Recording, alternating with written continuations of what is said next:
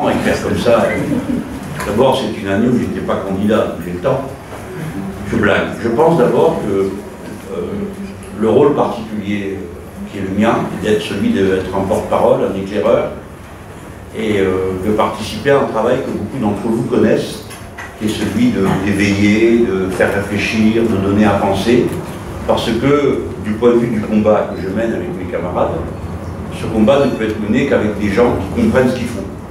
Et la résistance de longue durée qu'il faudra engager, elle ne peut se faire qu'appuyer sur une masse de gens qui savent quelle est la matière première que nous brassons. Pour donner une idée, regardez comment s'y prend Alexis Tsipras. N'oubliez jamais qu'il a été élu avec 37%. Ça signifie qu'il y a 63% de gens qui n'ont pas voulu changer la politique de la Grèce. Par conséquent, la tâche numéro 1, en ayant sa majorité, c'est d'entraîner tout le peuple grec dans l'activité pour sa propre libération. Et c'est donc une activité, la politique ne peut pas être simplement décrétée d'en haut par des prophètes brillantissimes qui, par la magie de leurs paroles ou de leurs décisions, règlent tous les problèmes. Dans nos logiques à nous, l'implication populaire est la condition numéro 1 et la condition même du succès. Alors, à chacune des étapes, il faut, par le moyen de la polémique, éveiller les esprits. J'en profite tout de suite pour régler cet aspect du problème. De nombreuses personnes me font l'amitié de me faire des recommandations sur les méthodes de communication. Je les remercie. Ils sont pas là. Et suivant mon humeur, je les reçois bien ou mal. Mais je demande qu'on me fasse le crédit de penser que je suis un militant un peu aguerri et d'une manière générale, je crois savoir ce que je fais. Je pense que c'est le conflit qui crée la conscience. Quand nous en serons à 47%, je dis ça pour mes amis, il n'y a pas que mes amis dans cette salle, nous aviserons peut-être à avoir d'autres techniques. Mais dans le moment, il s'agit d'éveiller les consciences contre la résignation et contre le besoin très humain de croire qu'il existe un raccourci, une solution miracle, changer 3 boulons et puis l'affaire est entendue. Et donc c'est comme ça que l'idée du bouquin vient. Le premier, l'ère du peuple, sur lequel je suis venu vous voir, décrit une stratégie politique et l'état du monde tel que je l'imagine, dans les termes d'un livre, je ne suis pas un savant, moi. Et celui-ci est une machine à désintoxiquer. Peut-être que certains d'entre vous ne seront pas d'accord avec la thèse de base. La thèse de base, c'est que l'Allemagne n'est pas un modèle. Voilà. Et que ça n'est pas un modèle ni économiquement, ni humainement.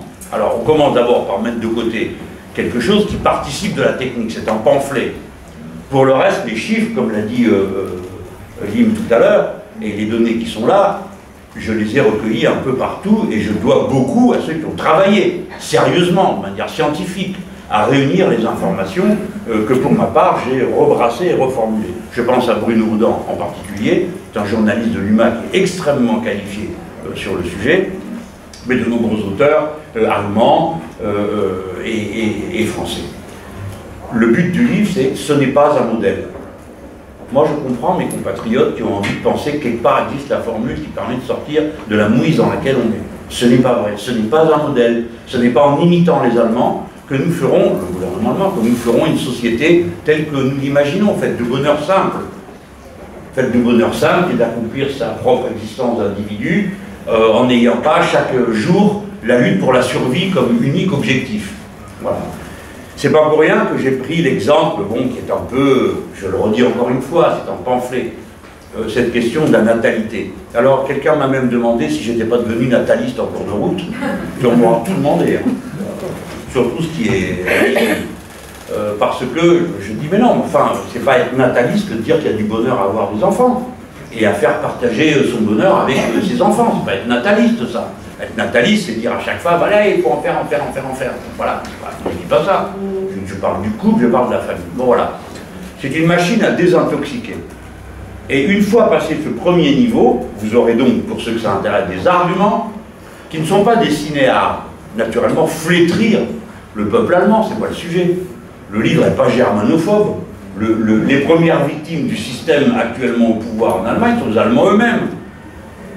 Comme les premières victimes en France, c'est eux, chez les 12 millions de gens qui sont en dessous du seuil de la pauvreté, nous en France, nous sommes à 9 millions. Et là, nous venons d'être montrés du doigt par l'ONU pour la manière avec laquelle nous traitons la pauvreté dans l'enfance. Vous vous souvenez peut-être qu'il y a récemment, j'ai évoqué à propos de la question du collège, l'idée que le grand absent de la réforme, c'était la question de la pauvreté. Mais est-ce que quelqu'un sait qu'il y a des pauvres partout?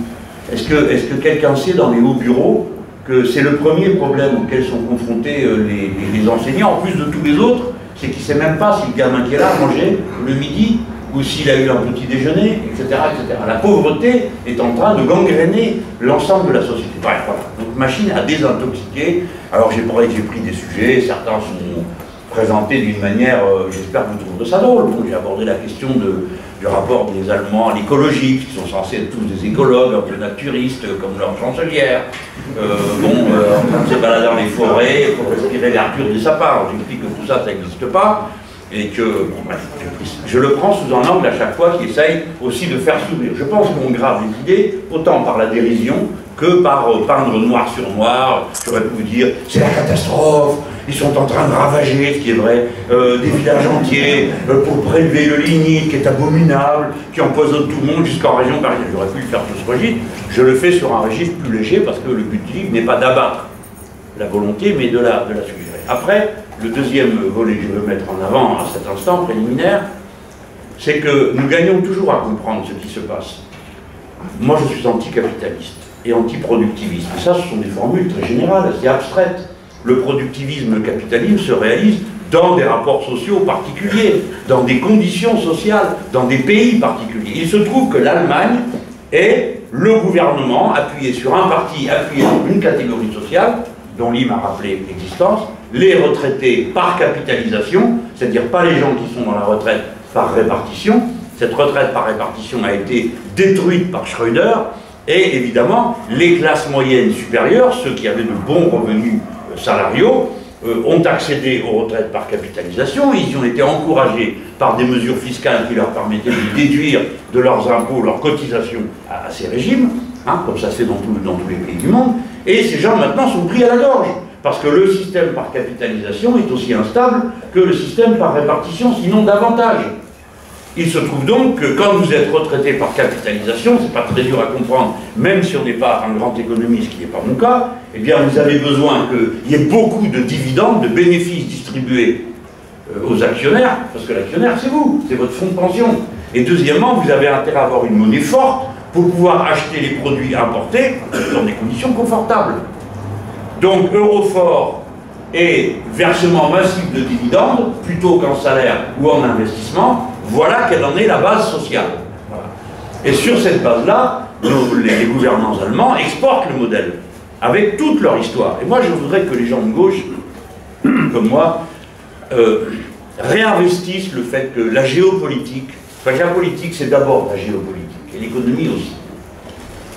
Les gouvernements allemands, du fait de la position de l'Allemagne dans l'Europe, de l'histoire longue, comme nous Français, nous avons une histoire longue, qui souvent transcende les différents régimes que nous avons connus, hein, eh bien les gouvernements allemands ont eu longtemps la même technique. Ils considèrent que tout ce qui est derrière eux de l'Est constitue en quelque sorte leur hinterland, leur jardin arrière, et ils l'ont toujours fait.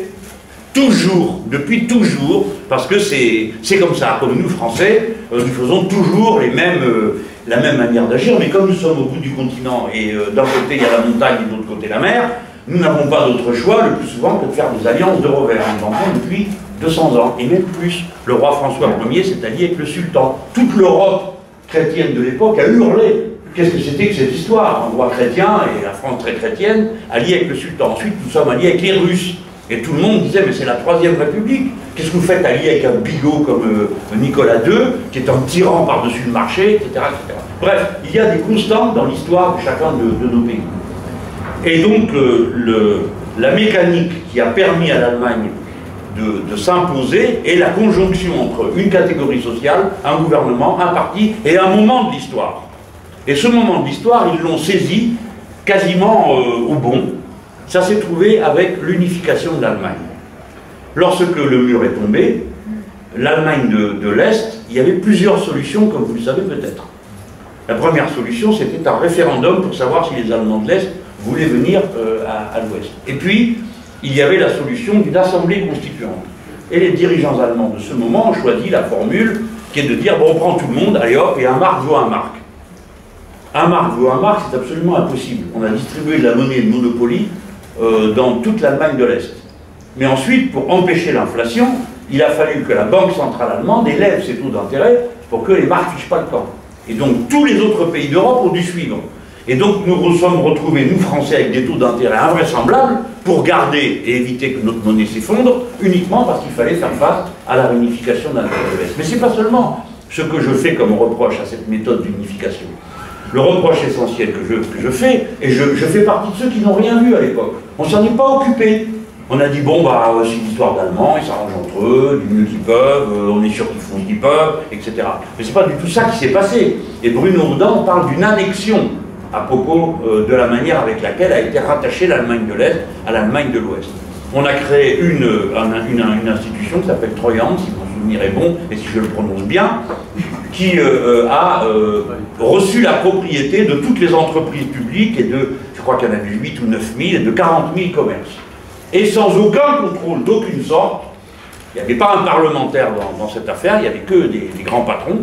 Ils se sont partagés, les firmes, organisées, réorganisées, toute l'Allemagne de l'Est. Et 20 ans après, 25 ans après, les salaires ne sont toujours pas au même niveau. Et pas parce que les Allemands de l'Est seraient moins productifs que ceux de l'Ouest. Au contraire, c'est là que le capital constant a été le plus renouvelé, pour y mettre de nouvelles machines et ainsi de suite. Mais la méthode a été terrible. C'est qu'on a détruit toutes les conquêtes sociales, en particulier toutes les conquêtes sociales qui tenaient à la participation des femmes à la vie professionnelle. Tout ça a été arasé pour être mis au même niveau et ça a servi en quelque sorte de cahier de brouillon pour la suite. Vous comprenez la dynamique, ça c'est la dynamique interne à l'Allemagne, qui fait qu'ils ont besoin sans cesse de retrouver une masse de travailleurs très productifs à un prix très bas, ce qu'ils ont déjà chez eux, c'est-à-dire une délocalisation sur place et dans tout le reste de l'Est de l'Europe. Vous allez en Tchéquie, ils ont racheté pratiquement tout le capital industriel. Et tous les autres ont regardé. Bon, je ne vais pas parler de aussi 2 heures pour vous dire ça. Mais c'est pour vous dire, voilà quelle est la dynamique de situation qui leur a permis de gagner cette prépotence. Et en même temps, la critique essentielle de ce livre, Lim a raison, c'est pas tant du gouvernement allemand, il a proposé, les autres ont accepté. Parce que ça les arrangeait, ils ont accepté. Parce qu'eux aussi voulaient des grosses distributions de dividendes, eux aussi voulaient des salaires bas, eux aussi voulaient la désorganisation des syndicats, eux aussi voulaient des accords dans les entreprises et plus par branche, eux aussi voulaient pas que la loi se mêle de l'économie, ce que tu as très bien décrit à propos de l'ordolibéralisme, qui est la doctrine. Donc les autres ils ont trouvé leur compte, mais ils l'ont fait évidemment au détriment de la puissance. Et voilà pourquoi les dirigeants français cèdent tout, depuis maintenant le président Sarkozy. Ils cèdent tout. Après tout, vous pourriez choisir. Il cède tout et il cède le peuple français. Parce que le peuple français a dit non au traité constitutionnel et qu'ils l'ont quand même fait voter. L'actuel président de la République a dit qu'il renégocierait le traité, il ne l'a pas renégocié. Mais mettez-vous à la place de Madame Merkel, de n'importe qui dans la vie, dans votre vie à vous. Vous avez quelqu'un qui braille, qui dit vous allez voir ce que je vais voir, etc. Puis il arrive devant vous et dit bonjour, comment ça va? Comment on arrange notre affaire? Alors vous êtes Sarkozy, vous dites vous inquiétez pas, c'est tous des benets, je vais les rouler. Bon, alors elle voit ce type qui arrive en disant qu'il va tout changer, et il arrive et lui dit on se met d'accord. L'autre pareil, l'autre qui n'a même pas ouvert la bouche. Elle entend dire qu'il va renégocier le traité, tout le monde commence à se tirer les cheveux, bon, qu'est-ce qui va se passer avec ces Français? Ils sont imprévisibles, autour des drôles d'idées. Il arrive, qu'est-ce qui se passe? Rien. Tout simplement rien. Mettez-vous à la place de Madame Merkel, qui est une dirigeante politique responsable. Elle ne va pas lui dire alors vous n'êtes pas content, qu'est-ce que je peux faire pour vous? Moi, je ne fais pas ça. Si je dirige ce pays, quelqu'un ne me demande rien, je ne lui propose rien. Il me demande quelque chose, je vois comment pas lui donner. Voilà. C'est normal. C'est vous défendez ce qui vous paraît juste. Donc, cette femme, elle est mise en cause dans ce livre, évidemment, mais ce n'est pas elle qui est en cause, c'est les autres. Ceux qui en face, les petits garçons qui trottinent à côté d'elle. Pendant qu'elle, elle fait passer sa ligne politique. C'est un grave problème. Pourquoi? Parce que, là, j'arrête, mais c'est dans un ensemble géopolitique. Ça crée des tensions terrifiantes dans les nations. Quelle est la racine? Cette politique-là. Pourquoi les gens se bouffent entre eux? Pourquoi le blanc regarde de travers le noir de travers le gris, etc. Toutes ces tensions terribles, ethnicisées volontairement. Pourquoi? Parce que quand on se partage le même quignon de pain, ça se passe mal. Je caricature, mais vous le comprenez. C'est parce que nos sociétés n'ont plus aucune souplesse, puisque tout le monde se bat pour arriver à survivre. Et c'est donc les uns contre les autres. Ah voilà l'arabe qui vient prendre mon travail, ah voilà l'autre qui fait du bruit, etc., etc.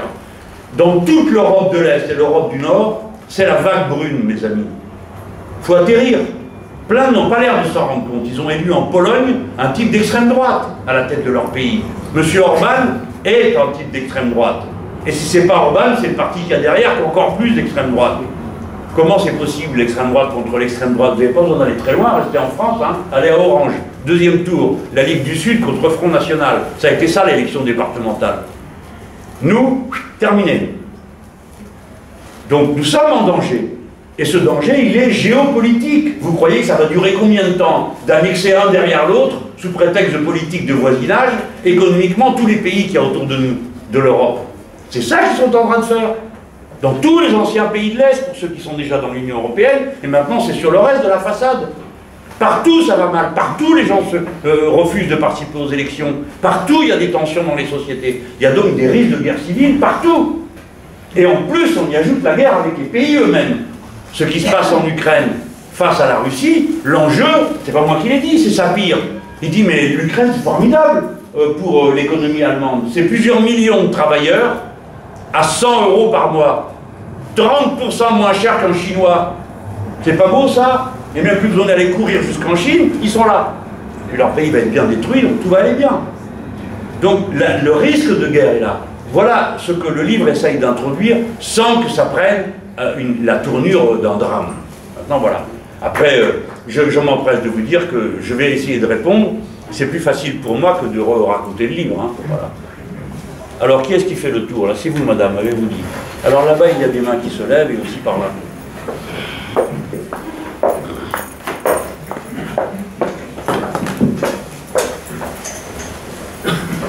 Bonjour, alors moi j'aurais juste